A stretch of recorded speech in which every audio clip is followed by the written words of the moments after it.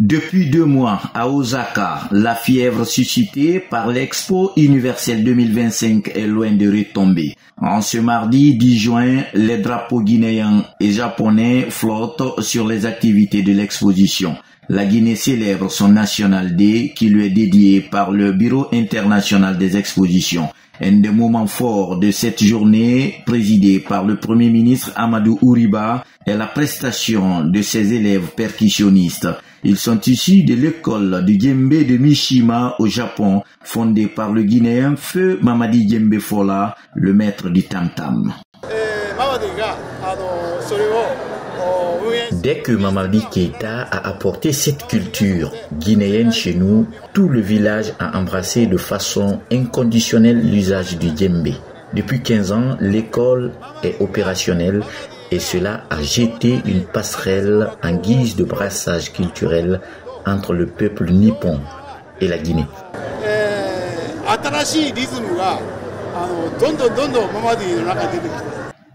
La journée est aussi riche en couleurs grâce à la prestation d'autres artistes venus de la Guinée comme la troupe Nimbaya et le couple de musiciens Soulbanks et Manamba. À travers la célébration de la journée de la Guinée, le gouvernement japonais réitère sa volonté de raffermir davantage l'axe de coopération entre les deux pays.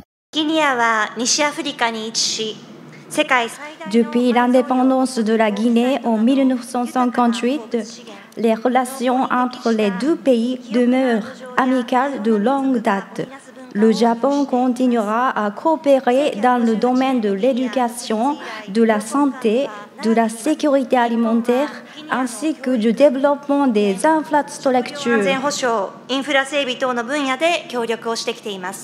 Pour le Premier ministre guinéen, cette journée est le symbole d'un engagement sur l'amélioration de la qualité de vie de la population guinéenne. Cette dynamique portée par la vision du président de la République nous permet de bâtir une Guinée moderne, inclusive et prospère. Pour concrétiser cette ambition, le programme Simandou 2040, véritable cadre stratégique, permet à notre pays d'accélérer sa transformation économique et sociale.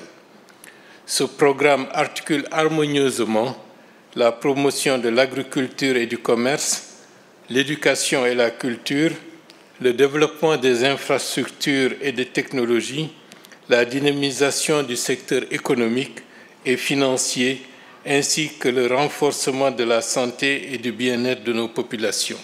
C'est à travers cette vision intégrée et transversale que nous voulons créer un environnement attractif pour les investisseurs, moderniser nos infrastructures et développer nos chaînes de valeur, renforcer les compétences de notre jeunesse et garantir à chacun des services sociaux de qualité. Je tiens à exprimer ma profonde reconnaissance au gouvernement japonais pour son soutien constant au développement socio-économique de la Guinée.